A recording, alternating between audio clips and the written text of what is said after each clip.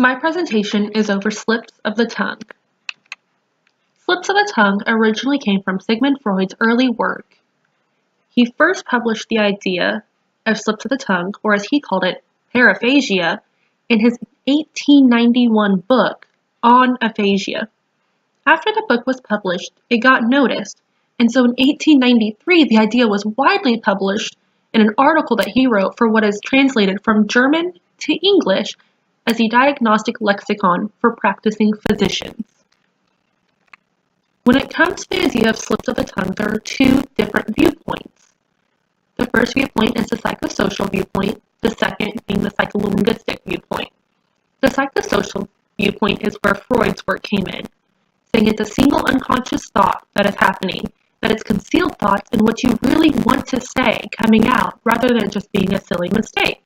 The psycholinguistic viewpoint views it as a mechanical error, that it's involuntary and a spontaneous speech coming out, that it's not anything of repressed thoughts. More on the psychosocial viewpoint. The psychosocial viewpoint says that it's unconscious thought surfacing.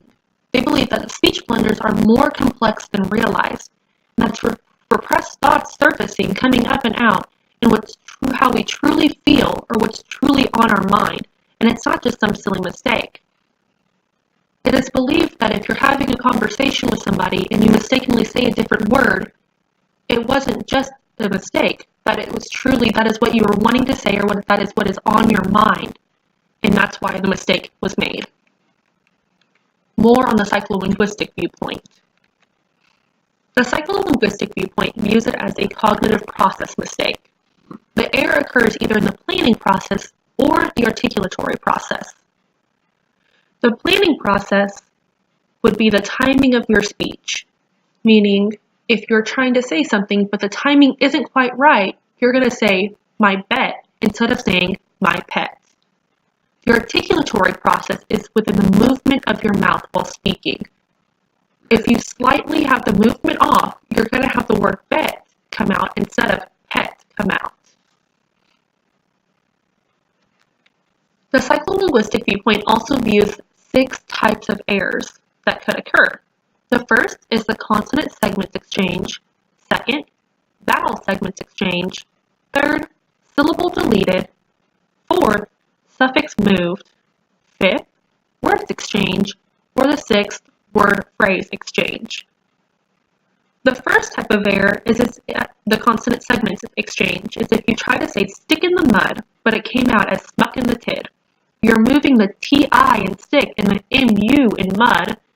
You're exchanging them back and forth, coming out with a new sentence. The vowel segments exchange is if you try to say ad hoc, but it came out as odd hack. You switch the A and the O between the two words, creating a new sentence. Syllable deleted is if you try to say unanimity, but it came out anamity. You take the N and the I from the middle of the first word out, and then you get a new word. Suffix moved is if you try to say easily enough, but it came out as easy enoughly. You took out the ly in easy and moved it over to enough, creating a new meaning.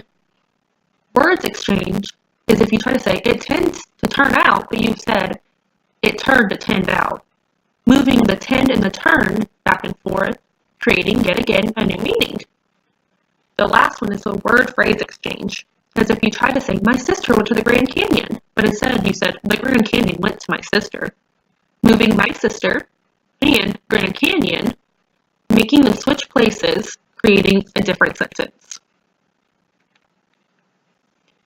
An overview of this presentation is that again, there's a psychosocial viewpoint and a psycholinguistic viewpoint. The psychosocial viewpoint believes that it's truly repressed thoughts surfacing and not just a simple mistake. And the psycholinguistic viewpoint believes that it's just a mistake and the cognitive processing, and that there are 6 types of slips that can be made. The controversial part of this topic is between the two viewpoints. It is a tug-of-war battle of which one is more valid than the other, of which one is the true meaning behind this phenomenon. Both sides have well-done research proving that their viewpoint is valid, but it's very hard to justify whether one or the other viewpoint is the true answer and only answer to what is happening when a slip of the tongue occurs.